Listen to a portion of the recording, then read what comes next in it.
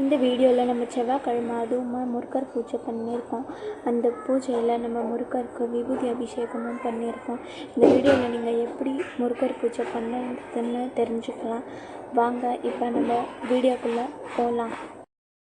இன்றைக்கி நம்ம வழக்கம் போல் 3 மணிக்கு எழுந்திரிச்சிட்டு இன்றைக்கி பூஜை பண்ணணும் அப்படின்றதுக்கோசரம் நம்ம இடத்தெல்லாம் நல்லா சுத்தம் பண்ணிவிட்டு பூஜை அறையெல்லாம் நல்லா க்ளீன் பண்ணி தொடச்சி வச்சுருக்கோம்.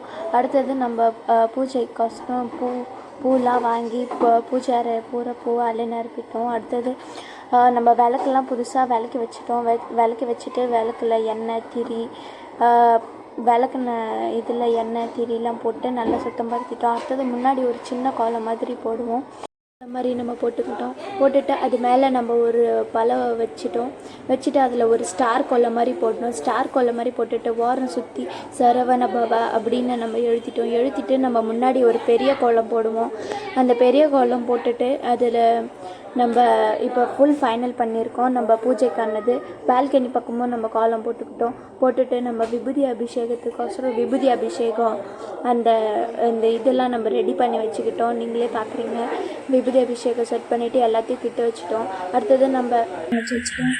பால்கனி சைடு விளக்கு ஏற்றியாச்சு. அடுத்தது நம்ம பூஜை அறைக்கிட்ட விளக்கு ஏற்றிட்டு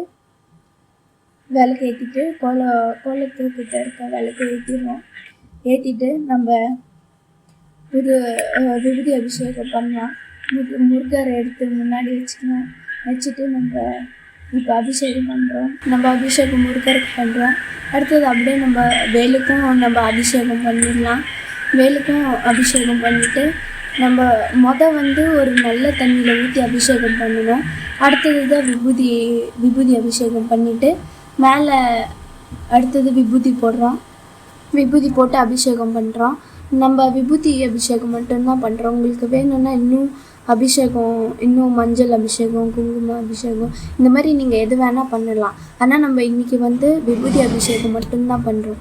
வேலுக்கும் முருகருக்கும் பண்ணியிருக்கோம்.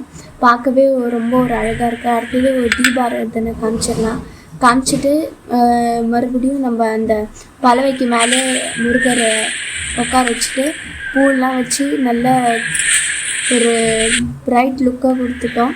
அடுத்தது நம்ம ஊதத்து காமிச்சிட்டு சாம்பிராணி வழக்கம் போல் சாம்பிராணி போட்டு இடத்தெல்லாம் நல்ல ஒரு தெய்வீக கலையாக மாற்றிட்டோம். இப்போ இடமே ரொம்ப ஒரு குட் வைப்ரேஷனாகவே இருக்குது. பூஜை பண்ணதாலே என்னமோ இன்றைக்கி இன்னும் ஒரு நல்ல குட் ஃபீலாக தெரியுது.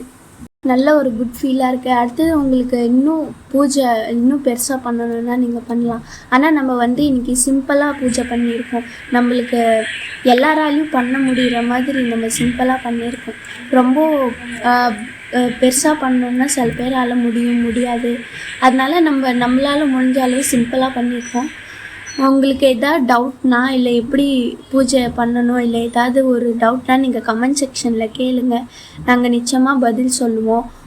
உங்களுக்கு இன்னும் மேலும் ஏதாவது வீடியோ வேணும்னா நீங்கள் கமெண்ட் செக்ஷனில் தெரிவிக்கலாம். நாங்கள் அதுக்கு பதில் சொல்லுவோம். அப்புறம் மறக்காமல் லைக் பண்ணிவிடுங்க, ஷேர் பண்ணிவிடுங்க, சப்ஸ்கிரைப் பண்ணிவிடுங்க.